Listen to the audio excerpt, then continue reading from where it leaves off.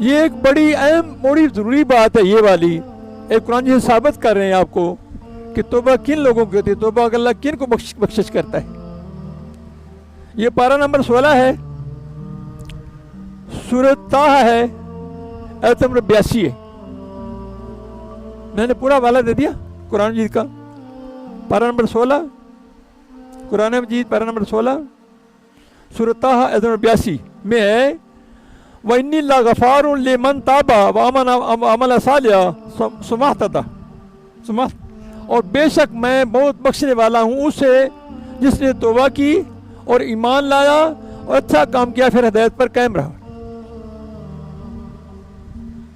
یہ زبانی توبہ نہیں، یہ زبانی بات نہیں ہے، زبانی توبہ یہ بات نہیں ہونے دیتی کہ زبانی توبہ اوپر سے کر لے۔ وہ یہ فرما رہے ہیں اللہ رب العزت میں بے شک بخشنے والا مہربان ہوں بہت زیادہ، کس کو؟ اسے جس نے توبہ کی اور ایمان لایا اور اچھا کام کیا پھر ہدایت پر قائم رہا۔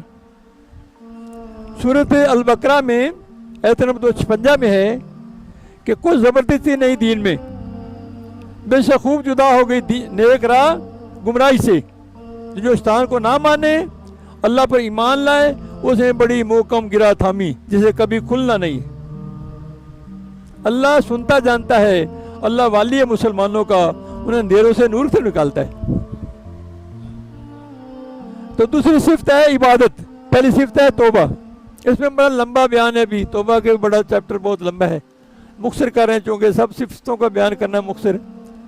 دوسری صفت ہے عبادت، اس سے ساری بدنی مالی عبادات مراد ہے، بشرطے کے اخلاص سے ہوں، کیونکہ بازار قیامت میں بغیر اخلاص عبادت کی کوئی قیمت نہیں۔ بازار قیامت میں، کل قیامت کے بازار میں بغیر اخلاص کی عبادت کی کوئی قیمت نہیں ہے۔ حضرت امام اعظم ابو حنیفہ رحمۃ اللہ علیہ نے 40 سال عشاء کے وضو سے فجر کی نماز پڑھی اور زمین پر لیٹے نہیں، یہ ہے کمال عبادت۔ تو ایمان و تقوی کی برکت سے آسمانی غیبی نعمتیں ملتی ہیں اور زمینی ظاہری نعمتیں بھی ملتی ہیں، اور ایمان کی روح ہے نبی کو ماننا کہ اس میں سب کچھ آ جاتا ہے۔